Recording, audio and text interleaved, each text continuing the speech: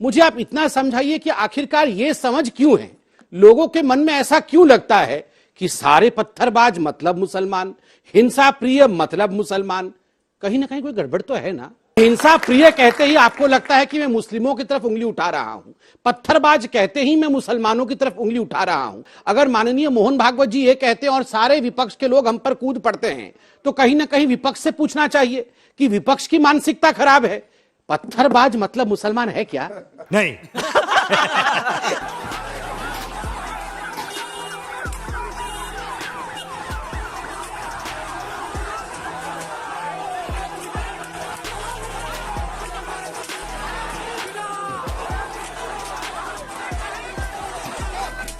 ये फंस गया सी। 10 सेकंड में खुद ब खुद एक्सपोज हो गए। सर जैसे आपने कहा कि हर मुद्दा है तो बेरोजगारी भी वैसे ही एक मुद्दा है। मैं हरियाणा से आता हूँ, पिछले 7-8 साल से आपकी सरकार है वहाँ बेरोजगारी चरम पे है। पूरे देश में सब बेरोजगारी में हरियाणा सबसे ऊपर है। तो आप ये बताइए कि वहाँ बेरोजगारी कैसे कम करें? जवाब दीजिए संबित। इन विषयों पे चर्चा पार्लियामेंट में भी होती है। इन विषयों पे नो कॉन्फिडेंस मोशन तक कांग्रेस की सरकार, इनके जो विधायक और इनके जो सांसद थे वो लेके भी आए थे सदन में नो कॉन्फिडेंस मोशन। सरकार ने उसे फेस किया। ये विषय चर्चा के हैं, चर्चा होती रहती है और बहुत सारे तरीके रहे। एमएसएमई के माध्यम से, मुद्रा लोन के माध्यम से, सेल्फ एम्प्लॉयमेंट के माध्यम से रोजगार को बढ़ाया गया है, परसेंटेज में इजाफा हुआ है। मगर मैं ये कहना चाहता हूं, एक उदाहरण दे रहा हूं रोजगार के विषय में। कश्मीरी पंडितों का क्या गुनाह था? आप अरे भाई, रोजगार में कश्मीरी पंडित कहां से आ गए? अबे साले, क्यों नहीं आएंगे? क्यों नहीं आएंगे? ये तो अलग इशू है।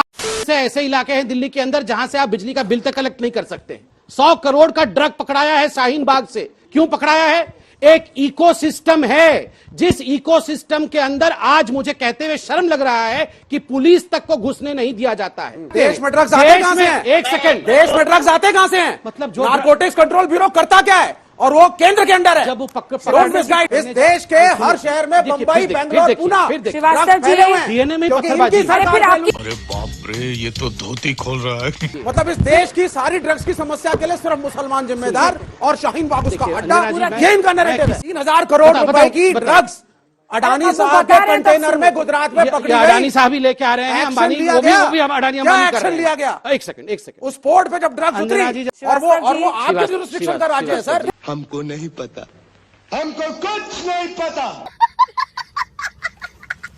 हिंदू मुसलमानों को वेलकम नहीं कर सकते, मुसलमान हिंदू को वेलकम नहीं करेंगे। ये नैरेटिव हमें खत्म करना पड़ेगा अगर भारत को आपको सशक्त बनाना है। यहां पे दोनों समुदाय हैं, देश सबका है।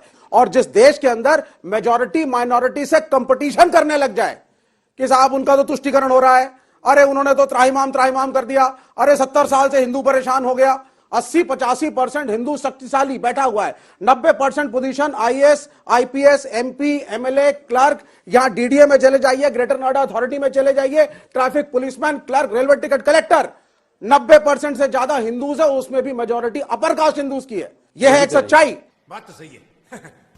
आज जितनी भी जगह आप ये दंगे देख रहे हैं ना, जितनी भी हिंसा देख रहे हैं ना, इसका कारण क्या है कि हिंदू कमजोर हुआ है। अंजना जी, बार बार हिंदू को लेकर अफवाह फैलाई जाती है। हिंदुत्व को लेकर ये कांग्रेस के नेता बयान देते रहते हैं। ये कोई जाति नहीं है, कोई पंथ नहीं है, ये कोई संप्रदाय नहीं है। अंजना जी, अरे कहाँ कमजोर है हिंदू? सुन लीजिएगा, कहाँ हो गया, क्या दिक्कत हो गई, कहाँ खतरे में आ गया? भ्रम फैलाया जाता है। वही तो मैं कह रही हूँ कि आप भ्रम फैला रहे हैं।